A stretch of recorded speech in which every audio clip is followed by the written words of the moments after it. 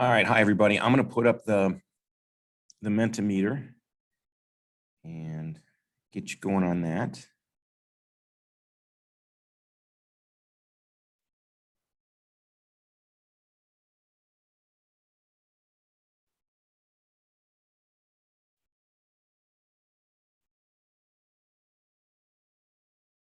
Okay, so the question is, and this is a write it out answer, type it out answer. When should school rules stop applying to students? In other words, at what point in the day or the week would school rules not apply to students anymore?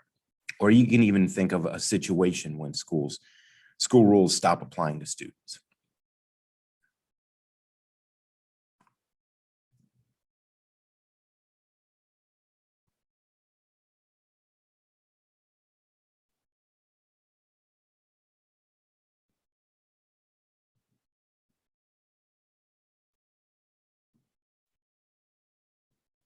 Okay, so some of the responses we get was when the school day ends. That's plain and simple, right there. Once the bell rings, that's it. On weekends and after school hours, that's something that somebody put. Once school ends for the day, and maybe once the student is off school property, when they're off school campus, not using school tech or property, and when it is not during school hours, when we're not in school. Okay, I don't know if you guys know this, but excuse me, that there are times when, even if you're not on campus, that school rules still apply to you. So if somebody is walking home, let's say they live a half mile from school and they're halfway home and they get into a fight, they could be suspended from school for that. So that's, it's not as cut and dry. Okay, Angel, thank you. I got that. Alexis is there with you. Okay, thank you. So if you're just coming in, if you could go to the Menti real fast, put the code in, and then answer the question, when should school rules stop applying to students?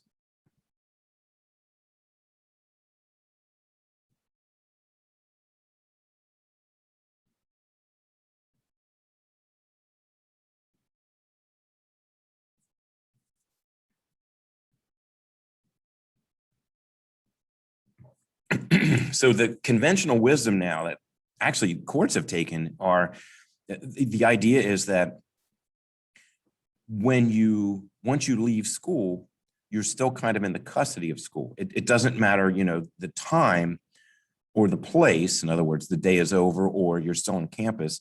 It's when even if you leave campus until you're in the care of somebody else, school rules can't apply to you, and students can be disciplined for things that they do after the school day. And I think you guys understand, if you're at a sporting event, school rules apply to you and so forth. But that's the issue we're going to take a look at today. There's a Supreme Court case we're going to look at concerning a student and something they did off school campus and off school hours and after school hours and so forth.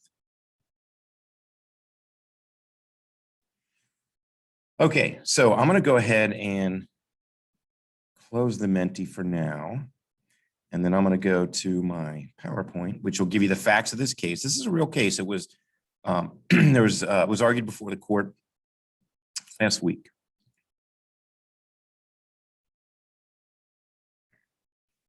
Okay, I call this one the foul-mouthed cheerleader case, and this is a true story. So this is a case where a student several years ago got in trouble at school for something that she did, and the question I want you guys to consider is, should she have gotten in trouble for this? Okay, it's Mahanoy Area School District versus BL. Those are her initials, BL. They have to do that legally because she was not 18. So she was suspended from school, and she brought a court case surrounding this. So even though she's, BL is her name. Her first name is Brittany. I forget what her last name is, but she's posed for pictures. She said, "This is my case," but this is a picture of her in front of her high school. And we'll get to the facts of the case in just a second. But going to this, first of all, let me share with you where the case is in the scheme of things with the court system. Okay, so you guys know, hopefully you remember from the judicial branch, when we looked at the judicial branch, you know, somebody, in this case, it's a lawsuit. So she was suspended from school. She sued to overturn her suspension. And it takes years for a case to get through the court system. So I'm pretty sure she's graduated from high school and she's 18 now. So this happened when she was a ninth grader. So it takes 4 or 5 years for a case to get through the court system. So this is something that, you know, she's still pursuing. And one of the questions I'm going to ask you is, why do you think she's still pursuing it? But we'll get to that at the end. But anyway, here, she had a trial. The trial court heard her case.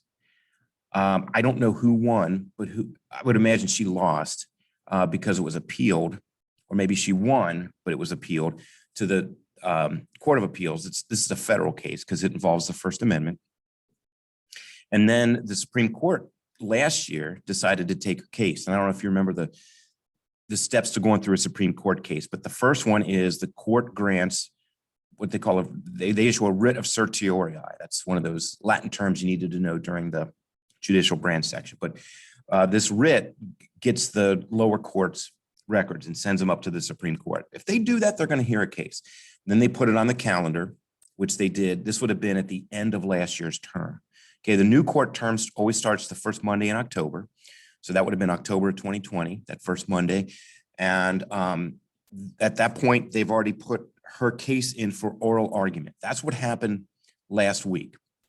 It was argued April 28th in the Supreme Court. And if you want to listen to that oral argument, it's been recorded. You can find it on OYA, the website. Maybe I'll put a link to the oral argument there.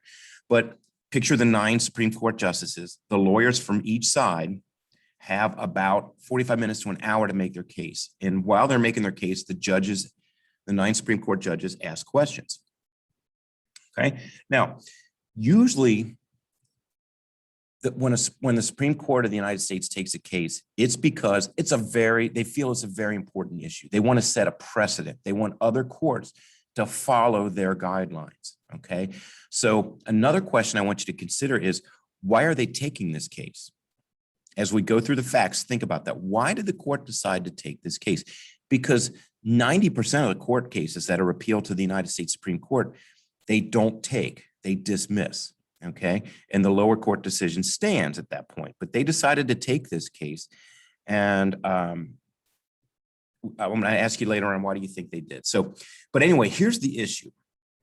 I don't know if you remember Tinker versus Des Moines School District. That was the first time the Supreme Court ever took up. It was in 1969. It was the first time the United States Supreme Court took up the rights of students in schools. And that was the case where the students, there's just a handful of students, 5 students wore black armbands. This was in 1965 to protest just for the month of December, protest the Vietnam War. The students were Quakers. That was their religion. Quakers are very pacifist, so they don't believe in violence. So that's why they did that. The school suspended them. They appealed their suspension and they won. And of course, like the Tinkers, it was John and Mary Beth Tinker. John was out of high school at that point. Mary Beth, when they started this case, was in middle school. And I think it was her senior year of high school that her case was argued before the Supreme Court of the United States. But they won their case. And it was because this is the precedent that the court set. Public school officials can only regulate speech that would materially and substantially disrupt the work and discipline of the school. Now, does this apply to student speech that occurs off campus? Because what she did was not on school. And in fact, I think it was on the weekends, and it was in front of a convenience store. And we'll find out what she did in just a second. But can student speech protection be extended to off campus? Okay, so that's the issue. Now, here's what happened. Okay, she was a freshman at Mahoney Area High School in 2017. So this would have been when she was, she's graduated from high school today. But anyway, She became upset over not being selected for the varsity cheerleading team. She was already on the JV squad. She was an incoming, she was ninth grade, but she tried out for the varsity team. So this would have been for her her sophomore year. She was mad because an incoming freshman was promoted above her. So she felt that that should have been her spot on the varsity team. Instead, it went to an incoming ninth grader. Well, she was upset about that. And so she did what a lot of people do. I almost said teenagers, but a lot of adults do this as well. When she's upset, she goes to Snapchat. She goes to social media. Okay. So on a Saturday, she was at a convenience store when she found out that she didn't make the team. So she immediately goes to Snapchat and posts something that expressed her discontent, I'll just put it that way, of being passed over for the varsity cheerleading squad. Okay. Her coaches learned of this snap and suspended her from the JV team for 1 year. This is what she's appealing. Okay. So here is what she said. She posted two things on Snapchat. One was a picture of her and her friend with their middle fingers up in the air, and the text. Now I'm censoring this, but she didn't censor it. She used the full word: F school, F softball, F cheer, F everything. So she's obviously upset, right? She's expressing her anger. And you know, how many times we've all done this before? I've done this a million times, where you say something in anger and then later you realize, yeah, I should have said that. That's not really truly how I felt. Now, she happened to put it on social media. You know, if I were to just rant and rave, you know, right now, only a couple teachers would hear me, and that would be the end of the story. But if I put it on social media, you know, hundreds, maybe potentially thousands, 10,000 people can see it. So I guess she realized that, but then she clarified her remarks, so there was a follow-up post that said, "Love how me and this other student who had her middle finger up in the original snap get told we need a year of JV before we make varsity, but that doesn't matter to anyone else." Okay. Had that been her original post, she would have gotten in trouble, but she used the F word several times, you can see in there. So here's what happened. She got suspended. Actually, the coaches didn't see it. Some people on the team, some of the girls on the team brought it to the coaches. They were upset by it, and they brought it to the coaches, and the coaches said, "You're suspended from the team for a year." Okay. And she's appealing that suspension. So here, let's look at her arguments first. Okay. Tinker versus Des Moines applies only to in-school conduct. In other words, free speech.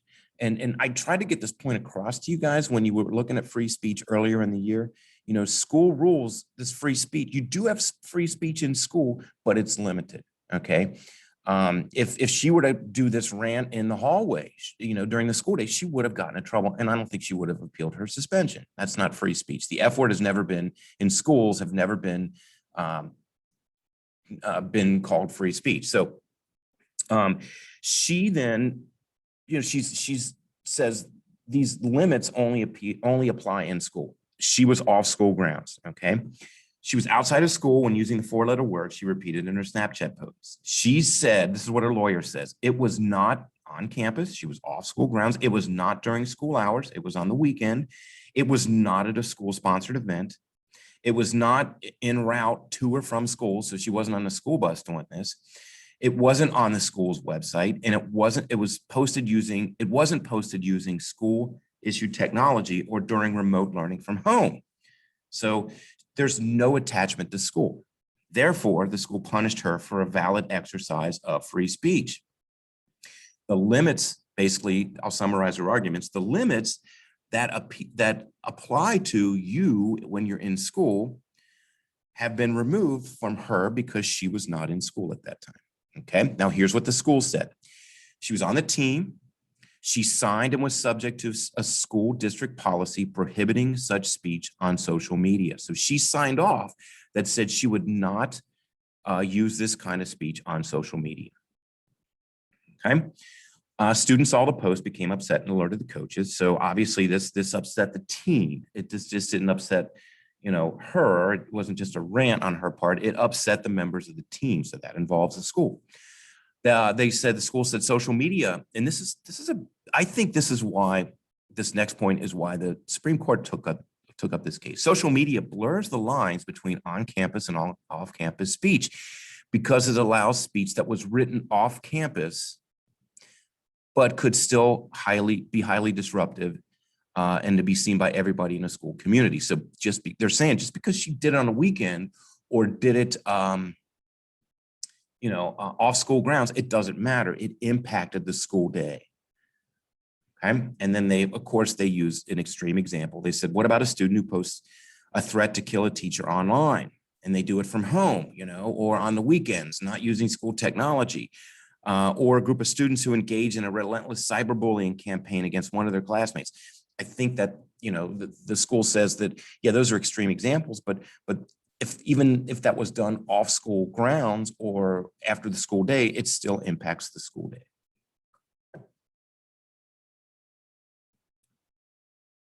Okay, does anybody have, before I put you in groups and, you're going to decide whether or not she should have been suspended or not, and then come up with reasons why she should or should not be. Those reasons that you come up with, whether she should or should not, if you could put them on the Jamboard, there's a link to it on Classroom as always. But I'll put you in breakout groups and you guys can discuss this there. Does anybody have any questions though before I send you into the breakout rooms?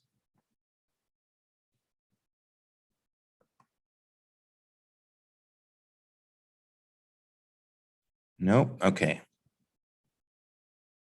I am going to put you into breakout rooms, 3 in a room.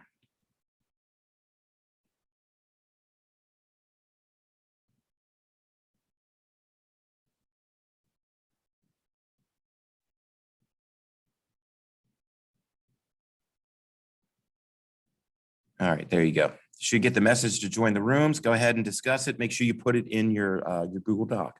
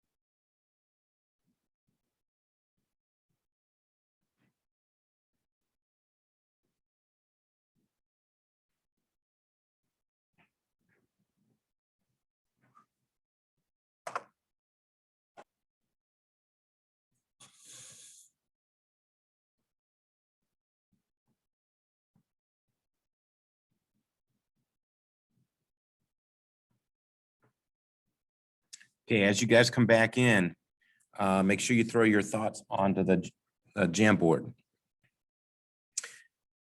Okay, so the first thing that it says on the Jamboard is, actually, I'll wait until everybody comes back in.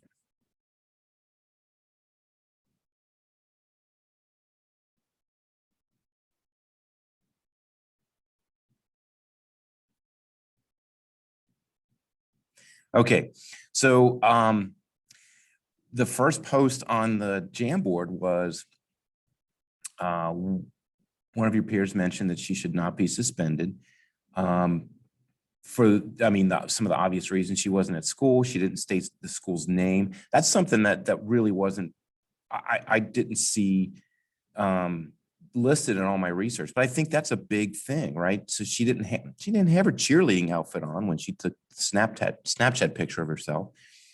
She wasn't on school property or using school property. And then this is, Jamie, I see your name at the end of this. This is a really good point. She said, I know she signed a contract saying that she wouldn't use curse words on social media. However, I am not sure if the school should have a right to even ask that of her when she doesn't mention the school or another student's name. Jamie, that's a brilliant point. Can you explain yourself a little further on that one? Yeah, I know this school doesn't want a student using curse words when they're talking about the school or something related to the school, which I understand completely. They want the image of the school to still remain good and clean. However, if she's talking about something just on her own, then she should have the right to post what she wants. And I know she was venting her frustration about the school, but if she didn't mention the school's name or another student, then how does anybody know that she's talking about that school specifically unless they know for sure she goes there? But I just don't think they should be able to do that since she didn't deliberately say anything about the school's name or another student. And that's another great point that you make. Unless they're her friends, they're not going to know what school she's talking about. Yeah. Okay. All right. Anybody else want to chime in here and add to our discussion about whether or not he should be suspended?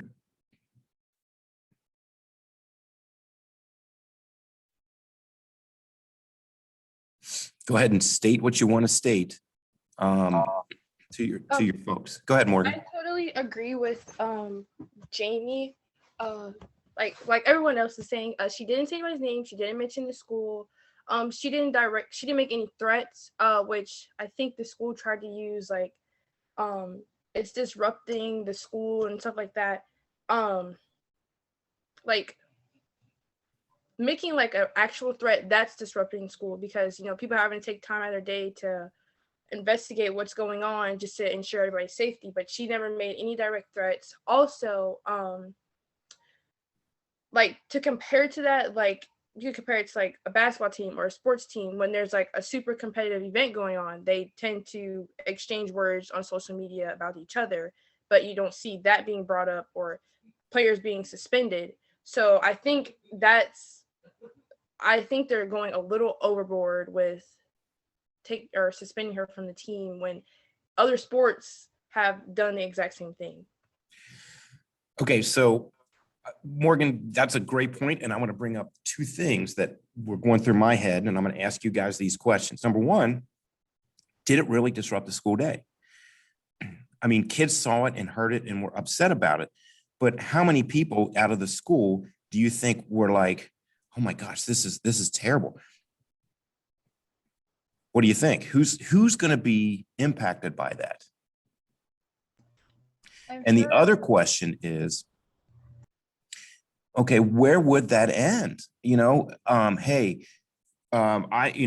two kids go to school the next day and, you know, hey, my friend told me that you were talking smack about me at your dinner table last night. You know, that can't go. I'm telling the principals, you know, I'm going to get you in trouble. Where does that end? Where does the ability to, you know, freely speak your mind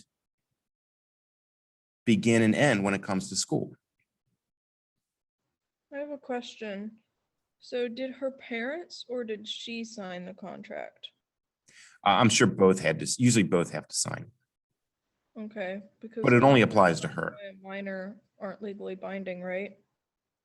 I don't know because I mean, that's just, I don't know. It's not a legally binding document, I don't think. Because I don't know if, I don't think that's going to hold up in court. It's not like it's a, something that's notarized. When something's notarized, it's signed by a notary and it becomes like official. And I don't think that this is like an official thing. This is kind of something you agreed to.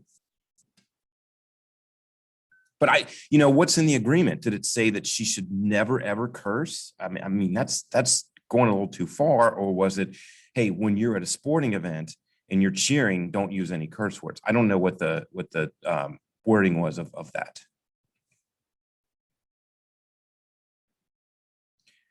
Okay, so 2 more things have been added to the Jamboard. She should not be suspended because this was her way of dealing with her frustration. Excuse me. She never physically threatened anyone or even face-to-face. If school has a problem with students posting these kind of things on social media, then every student would be in trouble. And I think that's the point, is that when does the school's rules and school's ability to discipline you begin and when they end? And when does it end? And, you also say, I'm almost certain that these people saying she's not allowed to curse regularly. Yes, that is, I would imagine that as well. Okay. It's common for people to express themselves online. These are excellent points.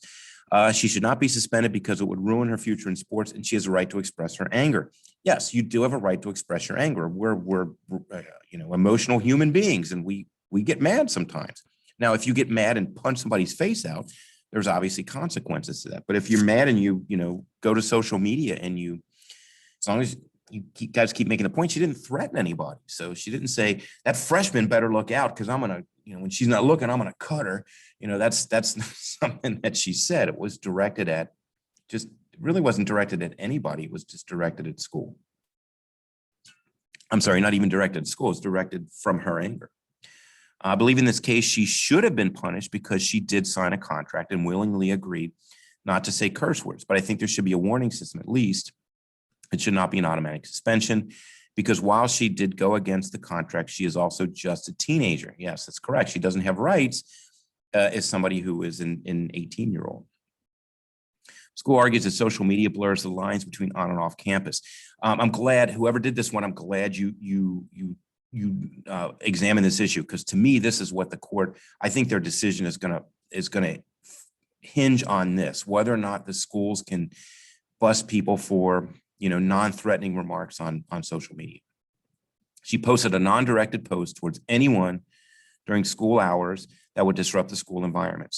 And did it really involve, and I mean, think about this. This is going to be an isolated incident. The only people that are going to be upset by this is a handful of students on the cheerleading squad. And I'm not downplaying that, but she's be suspended because of that. Remember, she was suspended not from school, but from the team. Someone could threaten the life of a teacher on social media. This applies to the real world where the freedom of speech does not extend to threatening words, which she didn't do. Oh, wow, great. That's a great point, because that's something that would not be upheld. You guys learned this way back in October, that as long as you're not threatening somebody specifically, you have the right to free speech. Aren't we supposed to be mimicking the real world in school and preparing you for the real world? And that's a good point. In the real world, they wouldn't get in trouble for this. Okay. Excellent points. Excellent points. If you haven't had a chance to put your stuff on the Jamboard, please do. Make sure you fill out your document as well. Anybody have anything else to say about this? Anybody have any questions? Okay, I have one last thing to say, which is, don't forget this week you have the Washington, D.C. assignment. If you have any questions about that, just send me an email, let me know. Or if you're an in-person learner, you can ask me. Those of you that are going to be in person tomorrow, well, I won't see you guys until Friday, but you'll have a chance to work on it, the whole bell on Friday. Also, I posted your last assignment, which is the personal political platform project. So take a look at that. It's really hard to get this one wrong. because what I'm asking you is, what are your political opinions on 20 issues? So you pick 20 issues and you tell me, excuse me, what you believe about those issues. And there's a couple other things you need to do too, like what political party do you side with the most? And then you got to write, why, who your political hero is, and why you think that Abraham Lincoln is your political hero, or Nancy Pelosi is your political hero, whatever. Okay, so that's not due for 2 weeks. It's due, I'm sorry, 2 weeks from this Friday. So that is your last assignment. If you don't have to take the final exam, which I think most of you, I think all of you in this in the room here, in the chat are excluded from your final exam, because all of you have come to almost all of the meetings and you have a good enough grade. So, Jamie, did you have a question? Yeah, what are the requirements to get excluded from the exams? You have to have a C average for the fourth quarter, and you have to go to 80% of the Zoom meetings. Okay. And Jamie, you have both. So I think, this is that once you're done with a personal political platform, unless I, contact you otherwise, you're done for the year.